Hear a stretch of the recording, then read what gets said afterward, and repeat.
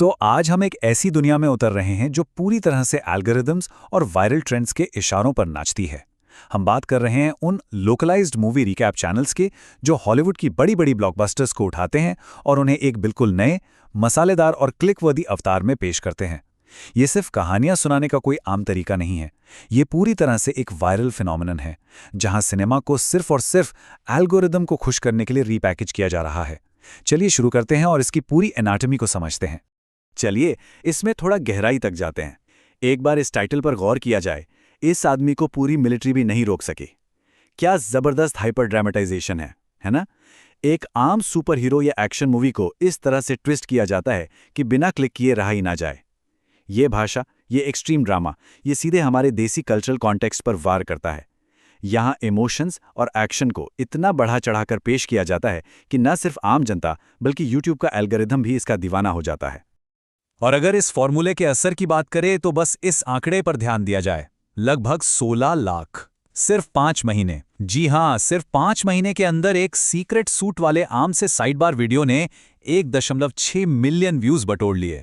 ये स्केल सच में दिमाग घुमाने वाला है। एक साधारण सा चैनल जिसका शायद कोई बड़ा प्रोडक्शन बजट भी नहीं है, वो सिर्फ सही मेटा डेटा और एक रहस्यमयी टाइटल के दम पर आंकड़ों की इतनी बड़ी ऊंचाइयों को छू रहा है।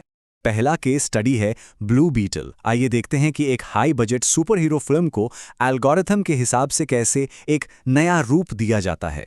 और ये बेहद शानदार तरीके से दर्शाता है कि एल्गोरिथम की असली ताकत आखिर क्या है। एक तरफ हमारे पास क्विक सिनेमा नाम का एक चैनल है जिसके मुश्किल से 1770 सब्सक्राइबर्स हैं, पर दूसरी तरफ सिर्फ इस एक अकेले वीडियो पर 2,11,000 से ज्यादा व्यूज आ चुके हैं। इसका साफ मतलब है कि व्यूज का सब्सक्राइबर से कोई लेना देना नहीं है। यहां एल्गोरिदम खुद इस हाइपर ड्रामेटिक कंटेंट को पुश कर रहा है। डीसी यूनिवर्स का क्या कॉन्टेक्स्ट है या उसकी कॉमिक हिस्ट्री क्या है, इससे किसी को परवाह नहीं। उन्होंने सीधा इसे एक लड़के के अंदर एलियन घुस गया वाली कहानी बना दिया है। कितना सिंपल और कैची नैरेटिव है। अब जरा इस मसालेदार प्रेजेंटेशन के पीछे की असलियत पर नजर डालते हैं। हम जिस फिल्म की बात कर रहे हैं उसे एंजल मैनुएल सोटो ने डायरेक्ट किया है और वार्नर ब्रदर्स और डीसी स्टूडियोज जैसी मल्टी-मिलियन डॉलर प्रोडक्शन कंपनीज ने इसको प्रोड्यूस किया है।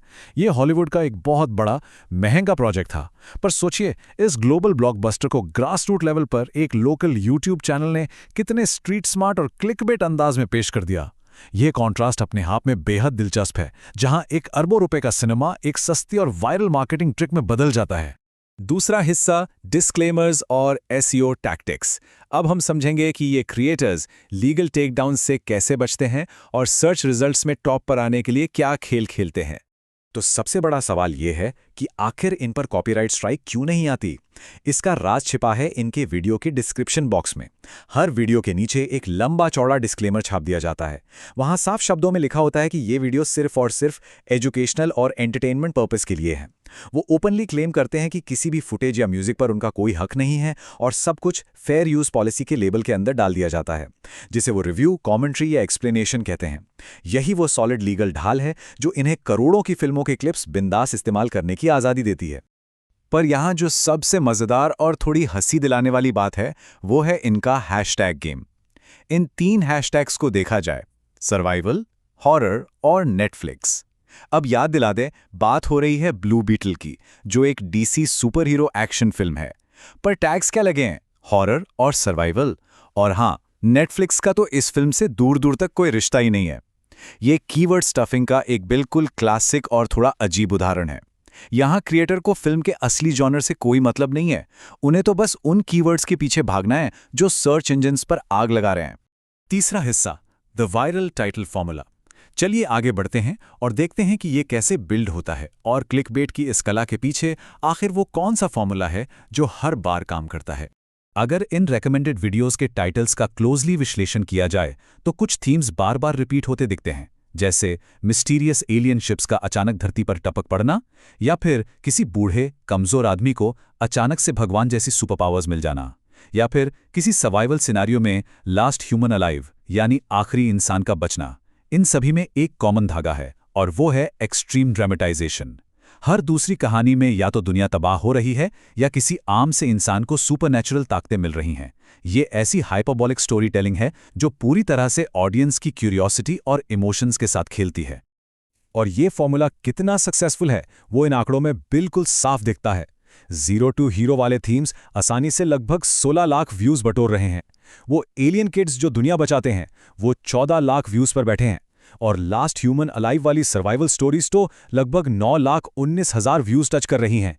ये नंबर्स ऐसे ही हवा में नहीं आ गए हैं। ये साफ दिखाता है कि ये कोई तुक्का नहीं बल्कि एक हाईली टेस्टेड फॉर्मूला है जो अलग अलग फिल्मों पर अप्लाई करने के बावजूद कंसिस्टेंटली लाखों व्यूज लाने की गारंटी देता है। तो इस पूरे फिनोमेनन को समझने के बाद एक बहुत ही गहरा और जरूरी सवाल उठता है। एल्गोरिदम्स और इस हाइपर ड्रामेटाइज्ड रीपैकेजिंग के इस दौर का इंटरनेशनल सिनेमा के फ्यूचर पर आखिर क्या असर पड़ने वाला है? सोचिए, हॉलीवुड इतना वक्त और करोड़ों रुपए लगाकर एक ग्रैंड यूनिवर्स बनाता है और यहां वही कहानी एक लोकल भाषा में एक लड़के पर एलियन का कब्जा बनकर लाखों व्यूज बटोर ले जाती है। तो क्या आगे चलकर फिल्मों की ओरिजिनल आर्ट और उनकी असली कहानी एल्गोरिदम की इस अंधी दौड़ में कहीं खो जाएगी? या फिर क्या दुनिया भर की ब्लॉकबस्टर्स को लोकल मास ऑडियंस तक पहुंचाने का यही सबसे नया और प्रभावी तरीका बन चुका है? ये एक ऐसा बदलाव है जिस पर हम सबको डेफिनेटली विचार करना चाहिए।